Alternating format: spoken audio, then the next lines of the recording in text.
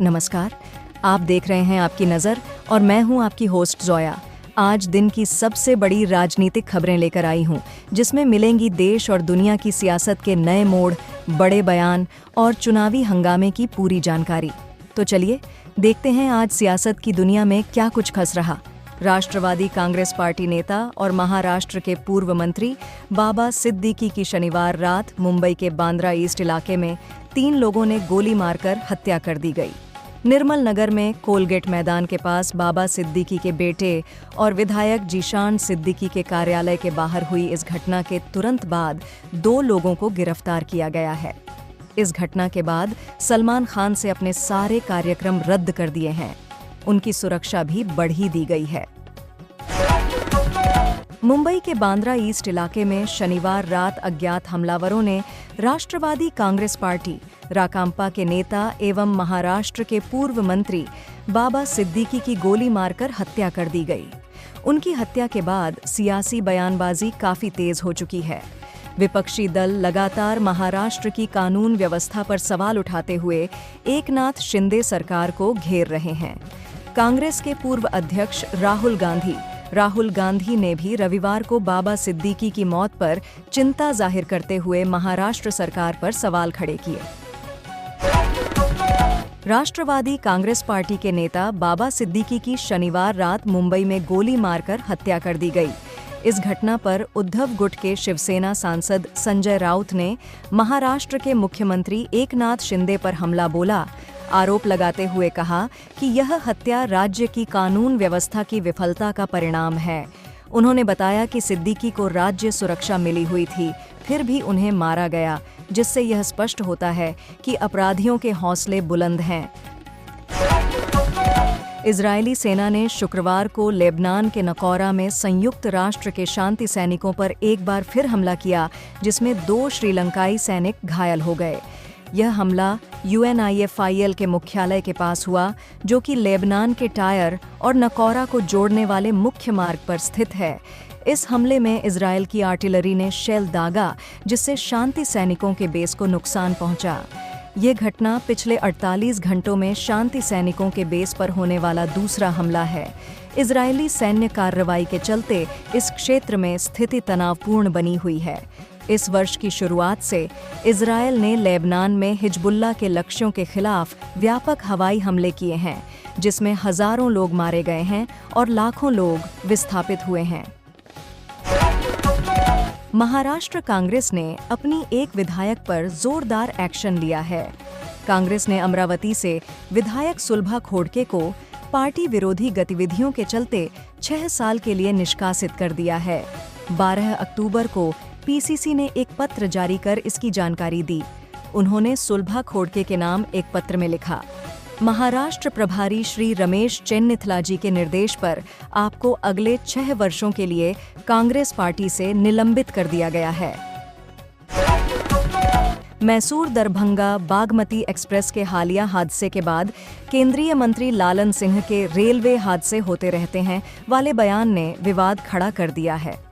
यह हादसा तमिलनाडु में एक खड़ी मालगाड़ी से टकराने के कारण हुआ, जिसमें कई यात्री घायल हो गए और 13 कोचों के पटरी से उतरने की जानकारी मिली है। कांग्रेस पार्टी ने उनके बयान को असंवेदनशील बताया है। मामले की जांच के लिए राष्ट्रीय अन्वेषण एजेंसी NIA भी मौके पर पहुंची है। दिल्ली के पूर्व मुख्यमंत्री अरविंद केजरीवाल ने हाल ही में चिराग दिल्ली में एक कार्यक्रम में भाग लिया, जहां उन्होंने अपने भाषण में रामायण के कई दिलचस्प किस्से सुनाए। केजरीवाल ने रामायण से जुड़े नीतिगत दृष्टिकोण और समाज में उनकी प्रासंगिकता को भी रेखांकित किया। इस दौरान उन्होंने धार्मिक और सांस्कृतिक मुद्दों पर भी प्रकाश डाला, जिससे उपस्थित लोगों ने काफी रुचि दिखाई। राहुल गांधी ने विजयादशमी पर दिल्ली में एक समारोह के दौरान रावण का दहन किया। इस अवसर पर उनकी मां सोनिया गांधी भी उनके साथ थीं। समारोह में उन्होंने रावण दहन के माध्यम से बुराई पर अच्छाई की जीत का संदेश दिया, जो इस पर्व का मुख्य उद्देश्य है। उन्होंने इस परंपरा को याद करते हुए लोगों को समाज में एकता और भाईचारे की बात कही। इस आयोजन में उन्होंने भाजपा सरकार की नीतियों की आलोचना भी की और कहा कि वर्तमान में समाज में जो चुनौतियां हैं उनका सामना करने के लिए एकजुटता आवश्यक है। इस दौरान राहुल गांधी ने अपने समर्थकों के साथ मिलकर विजयादशमी की शुभकामनाएं भी दीं। इस खबर में गांधी परिवार की इस सांस्कृतिक परंपरा के साथ साथ राजनीतिक संदर्भ भी जुड़ा हुआ है, जिससे यह पर्व सिर्फ धार्मिक नहीं बल्कि सामाजिक और राजनीतिक रूप से भी महत्वपूर्ण बन जाता है। इजराइल और हमास के बीच चल रहे संघर्ष में रूस ने ईरान का समर्थन किया है। रूस के विदेश मंत्री सर्गेई लावरोव ने इजराइल की सैन्य कार्रवाइयों की निंदा करते हुए कहा कि ये अत्यधिक हैं और तत्काल संघर्ष विराम की आवश्यकता है। उन्होंने कहा कि इस संघर्ष में जितने भी लोग मारे गए हैं, उनके खून की बर्बादी रुकनी चाहिए, जो कि दोनों पक्षों, फिलिस्तीनियों और इजरायलियों के लिए है। ईरान ने भी हमास का समर्थन किया है, जो इस संकट के दौरान इजराइल के खिलाफ खड़ा हुआ है। रूस का ईरान के प्रति समर्थन इस बात का संकेत हो सकता है कि वे एक गहरी भू-राजनीतिक स्थिति में हैं, विशेष रूप से इजराइल की सैन्य रणनीतियों के खिलाफ अपने विरोध को दर्शाते हुए। यह स्थिति वैश्विक शक्तियों के बीच इस संघर्ष में पक्ष लेने का एक हिस्सा है, जो ऐतिहासिक और समकालीन राजनीतिक संबंधों को दर्शाती है। चुनाव से पहले दशहरा रैली को संबोधित करते हुए एकनाथ शिंदे और उद्धव ठाकरे ने एक दूसरे पर जमकर निशाना साधा।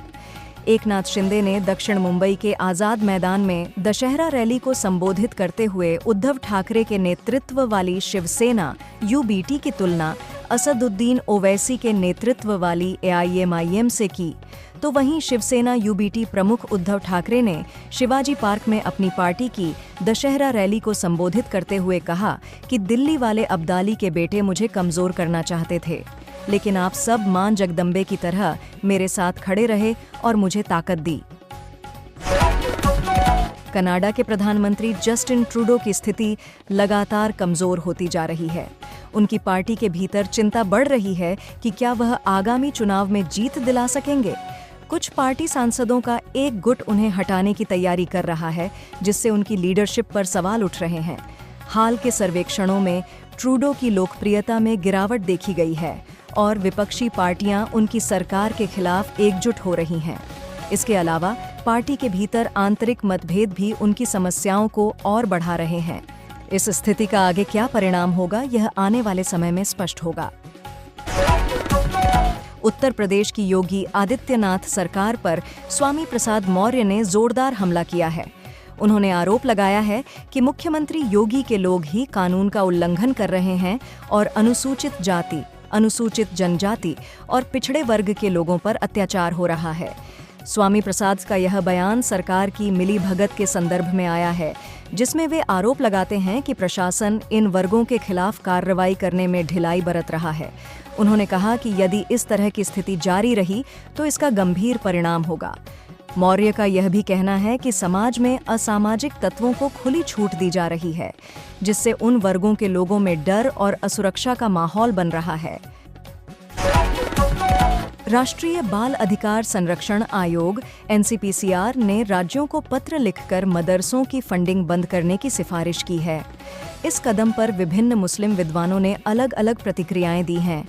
कुछ ने इसे सरकार की राजनीतिक चाल बताते हुए आलोचना की है, जबकि अन्य ने मदरसों के महत्व और उनके शिक्षा योगदान पर जोर दिया।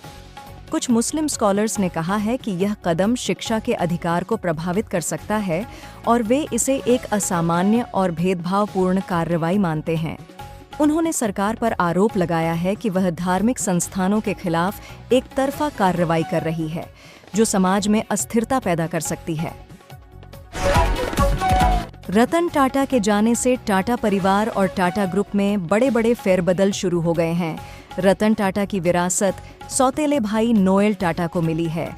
चर्चा में आ गई है नोएल टाटा की बहू मानसी टाटा।